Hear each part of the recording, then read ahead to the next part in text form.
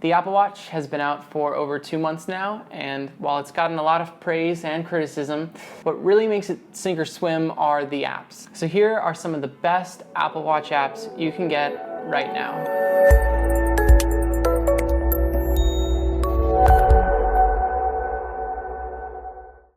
So first of all, I just want to say my criteria for what makes a good Apple Watch app is really, is this something that I could just do just as easily on my phone? A lot of the apps on here, and you can see I have a ton of apps on this thing.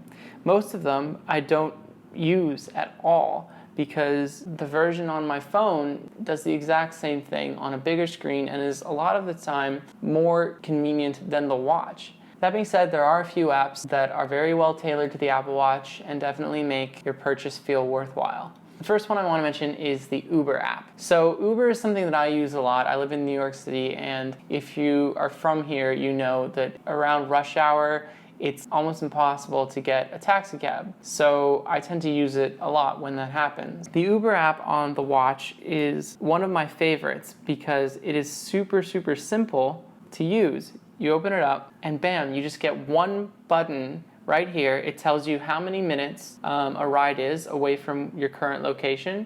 And if you press request, it uses your GPS data to figure out where you are and sends a car to you. Super easy, and there isn't much more to say about it. Once you hit request, it'll give you information about where the car is, how far away it is. It'll let you know when it's a minute away, and then it'll let you know when it gets there. So it's great. This is one of the apps where I can definitely say that using this is more convenient than pulling out your phone and going through the app and either typing in an address or dropping a PIN and doing it that way.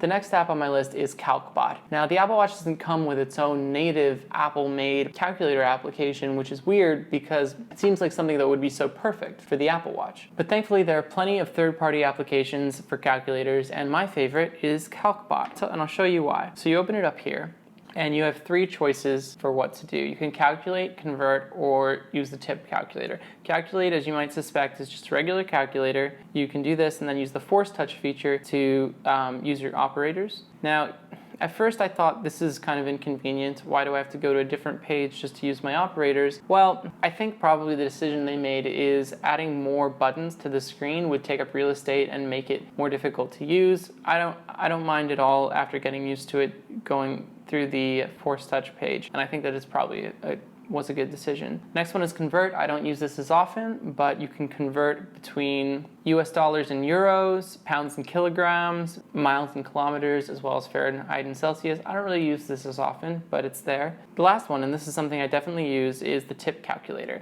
So this is something where if you're eating out, maybe with friends, you can type in the bill, scroll down, type in however much tip you want to leave and how many people. It works like any other tip calculator, but it's nice and convenient right there on your wrist. And I like it. And I like the fact that it's built into this calculator application. I don't need a second app for a tip calculator. Okay, so next on my list is something that a lot of people use. It's Instagram, and they have a watch application. So Instagram, you open it up, and you get 2 choices, feed and activity. Activity is just the same as it is on the iPhone app. It's comments being made on your videos, people who have followed you and liked your videos. I usually go to feed. And under feed, you have all of these photos. You can like them.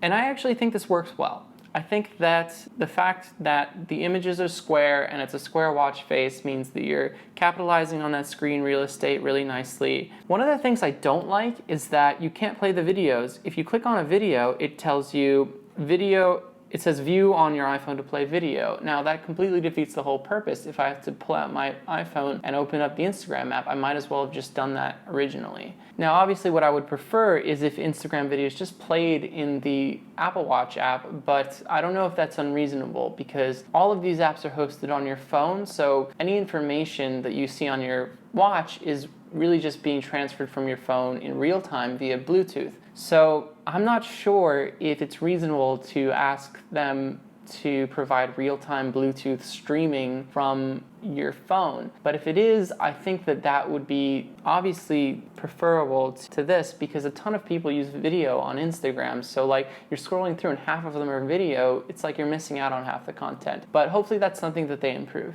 Next on my list is ToDo, and that is a checklist app. Everyone has their favorite checklist app. There's hundreds of them on the Apple Store, and many of these have Apple Watch versions. My favorite is ToDo, and it comes down to personal preference, but I like it because it has a relatively quick response time. Some of these apps take a long time to load up on here, and this one's really quick. Like you can see, it just popped up. And what I really like this for on the watch is if I'm just walking around and I think of something that I need to pick up the next time I'm at the grocery store, I can just go in here, select shopping, and then it uses voice dictation, so I can say avocados.